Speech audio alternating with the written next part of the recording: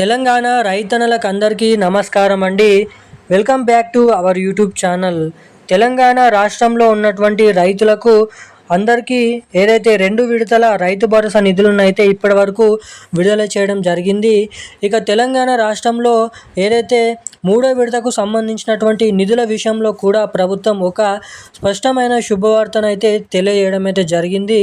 3వ విడత కోసం రైతు భరోసా డబ్బుల కోసం ఎదురు చూస్తున్నటువంటి రైతులకు ఇదైతే ఒక పెద్ద శుభవార్త అనైతే చెప్పుకోవచ్చు.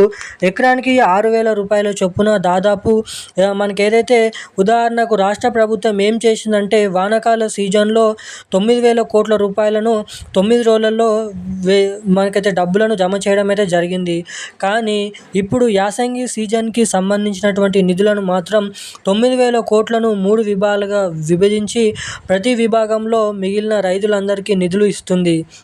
అంటే ఇక్కడ మొదటి విడతలో ఏం చేశారు, ప్రతి ఎకరానికి అంటే ఒక ఎకరం కలిగిన నుంచి మొదలైతే 100 ఎకరాలు ఉన్న రైతుకి కూడా 1 ఎకరం లిమిట్గానే పెట్టి అందరికీ భాగాలుగా 1 ఎకరం నుంచి 6,000 రూపాయలు ఎకరానికి 6,000 రూపాయలనైతే జమ చేయడం జరిగింది. ఇక రెండో విడతలో కూడా అదే రీతిలో 2 ఎకరాల నుంచి మొదలు విడత ఏదైతే 100 ఎకరాలు కూడా ఒక్కొక్క ఎకరానికి చొప్పున 6,000 రూపాయలనే జమ చేయడం జరిగింది. అంటే 2 విడతలకు సంబంధించిన కూడా ఇప్పటి వరకు 12,000 రూపాయలు జమ చేసిన రాష్ట్ర ప్రభుత్వం 3వ విడతల మిగిలిన రైతులకు వేయడానికి నిధుల సమీకరణ కోసం ఆర్బీఐకి సుమారుగా 12,000 కోట్ల రూపాయల బాండ్లు వేయడానికి సంబంధించిన ప్రతిపాదనను ఇచ్చినట్లు తెలుస్తుంది.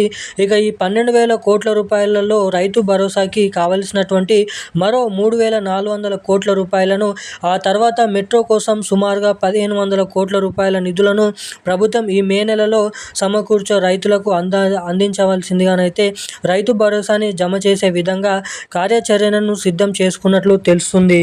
ఇక ఇటు రైతు భరోసాకు సంబంధించినటువంటి 3వ విడతకు సంబంధించినటువంటి ఎకరానికి 6,000 రూపాయల చొప్పున ఏ జిల్లాలలో ఎటువంటి రైతులకు నిధుల్ని పంపిణీ చేయనున్నారో ఈ వీడియోలో తెలుసుకుందాము. అంతకంటే ముందు వీడియోని తప్పకుండా చూసేటువంటి ప్రతి ఒక్కరు లైక్ చేయండి, ఛానల్ని సబ్స్క్రైబ్ చేసుకోండి, వీడియోని వీలైనంత మందికి షేర్ చేయండి. చాలామంది వీడియోని చూస్తున్నారు కానీ లైక్ చేయడం లేదు, సబ్స్క్రైబ్ చేసుకోవడం లేదు. సో తప్పకుండా ఛానల్ని సబ్స్క్రైబ్ చేసుకోండి, షేర్ అయితే చేయండి. ఇక మనమైతే ఏమాత్రం లేట్ చేయకుండా వీడియోలకైతే వెళ్ళిపోదాం. ఇక ఇటు వానాకాల పంటకు సాగుకు సంబంధించిన అట్లాగే విద్యా సంవత్సరం ప్రారంభంకి సంబంధించిన నిధులను కూడా ఇటు రిటైర్డ్ ఉద్యోగులకు అందాల్సినటువంటి బకాయిలకు సంబంధించిన దాదాపు 800 కోట్ల రూపాయల నిధులను కూడా సకాలంలో అందించేందుకు ప్రభుత్వం అయితే సిద్ధపడుతున్నట్లుగా సమాచారాలు అయితే కనిపిస్తున్నాయి.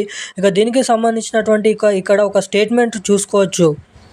రైతు భరోసా ఏదైతే 3వ విడతపై అప్డేట్, మిగిలిన రైతుల ఖాతాలలో నిధుల విడుదల అప్పుడే అని చెప్పేసి స్టేట్మెంట్ ఇచ్చారు.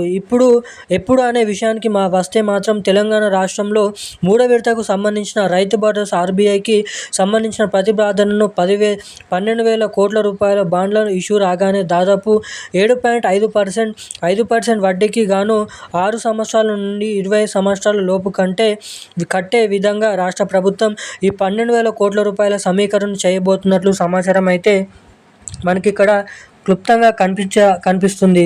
ఇక ఈ నిధుల ప్రభుత్వం రాగానే దాదాపు మనకి ఏదైతే ప్రభుత్వం రాగానే అందులో 3వ విడత రైతు భరోసా కింద సుమారుగా 3,400 కోట్ల రూపాయల వరకు నిధులను రైతులకు మళ్లించేందుకు ప్రణాళికను కూడా ఏర్పాట్లు చేసినట్లు తెలుస్తుంది. ఇక ఈ యాసంగి సీజన్ పూర్తి కాగానే వానాకాల సీజన్ని కూడా ప్రారంభించాలని ఇప్పటికే తెలంగాణ రాష్ట్రంలో 5,653 కోట్ల రూపాయలను ప్రభుత్వం రైతుల ఖాతాలలో మళ్లించింది. సో మిగిలిన నిధులు ఏవైతే ఉన్నాయో అవి 1-2 రోజులలో మనకి రైతుల ఖాతాలోకి రావచ్చు అని అయితే సమాచారం అయితే ఇక్కడ మనకి స్పష్టంగానైతే కనిపిస్తుంది. ఇంకా దీంతో పాటుగా రాష్ట్రంలో ఉన్నటువంటి అనేక రకమైన కీలకమైన అప్డేట్స్ కోసం మన ఛానల్ని వెంటనే సబ్స్క్రైబ్ చేసుకోండి, వీడియోని అయితే షేర్ చేయండి. థ్యాంక్ యూ గైస్, జై హింద్.